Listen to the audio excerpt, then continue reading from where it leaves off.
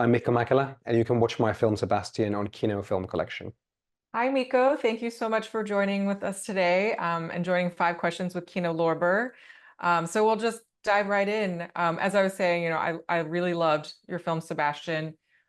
First question is, I love that this film treats sex work as just another option in the modern gig economy. It really is no different than being a waiter, or Uber driver, or content creator. And I love that Max chooses to be a sex worker consciously and not as a last resort. How are you hoping to change people's views of sex work with this film? Well, I think absolutely. I think that sex work has too often kind of traditionally been depicted as, a last resort or something that doesn't have value in itself. So I really wanted with this film to approach it from that point of view of kind of, presupposing that it can have value, and from a sex positive point of view. I actually have a follow-up question to that, so we'll consider this question 1A. But did you watch any other films about sex workers while making Sebastian? Do you think that there are any other films that really get it right? We've definitely been lacking kind of nuanced depictions and depictions that kind of, get current sex work right. Of course, there is a history of sex worker characters in cinema, throughout cinema, and I did, visit quite a lot of those movies as well as sort of touchstones. There is one film that I really do enjoy as kind of a modern classic sex worker film is François Ozon's Jeune et Jolie, but of course, that's a depiction of female sex work, and that's another thing with Sebastian that what kind of wanted to redress in representation is, representations of male sex work as well. And of course there was Sauvage a few years ago as well, but again that treats sex work perhaps in a slightly more negative way as well. Right. Yeah, there haven't really been a lot. I mean, the only mainstream example I can think of off the top of my head is Pretty Woman, and that's really hardly reality based at all. Yeah. So thank you for making something so real, so grounded. So not only does this film normalize sex work, but it also normalizes sex, full stop, and queer sex as well.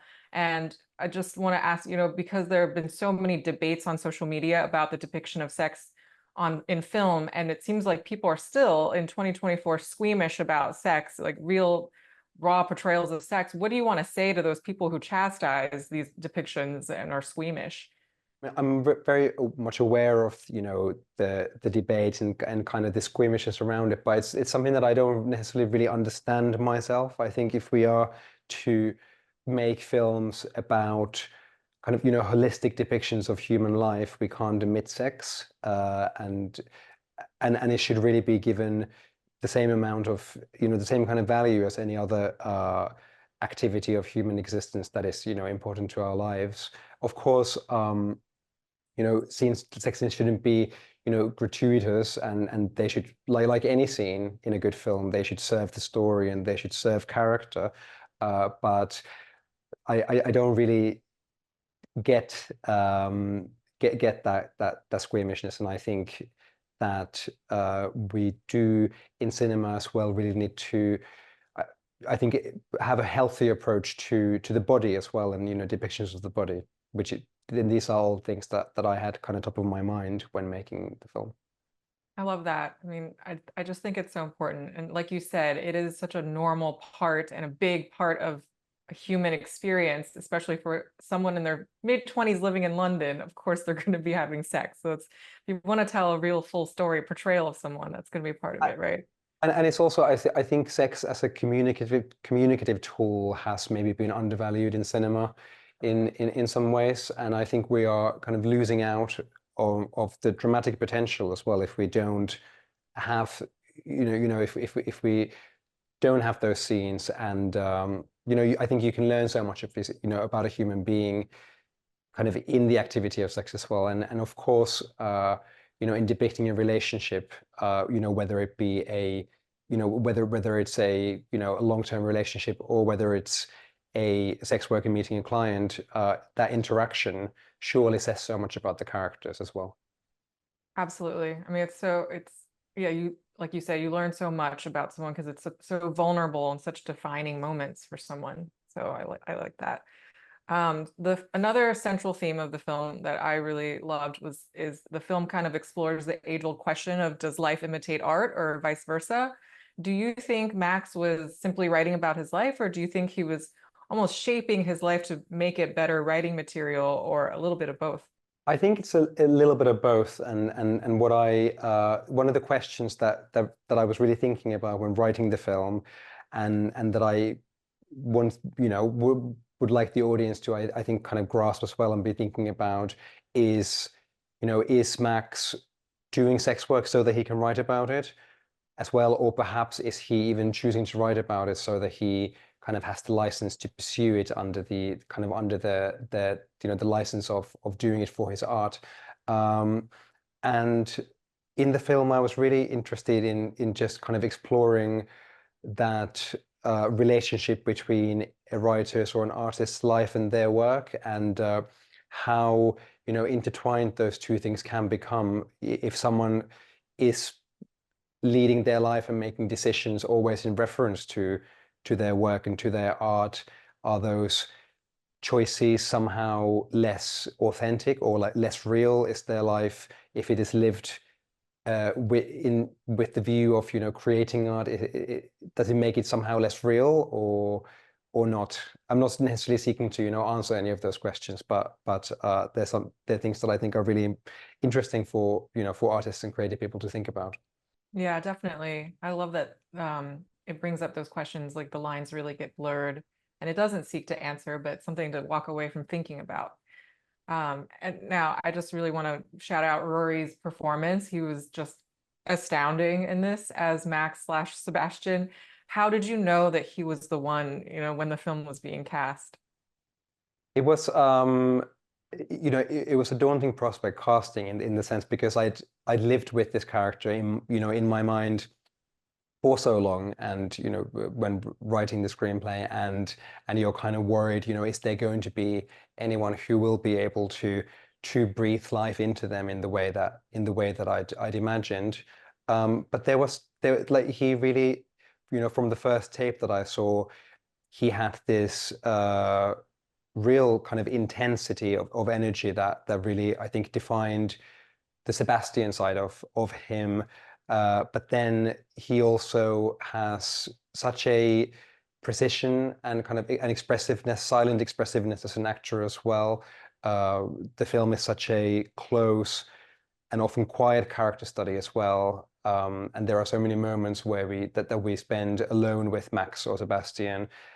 And I really needed an actor who was able to convey those kind of smallest gestures and thoughts, really.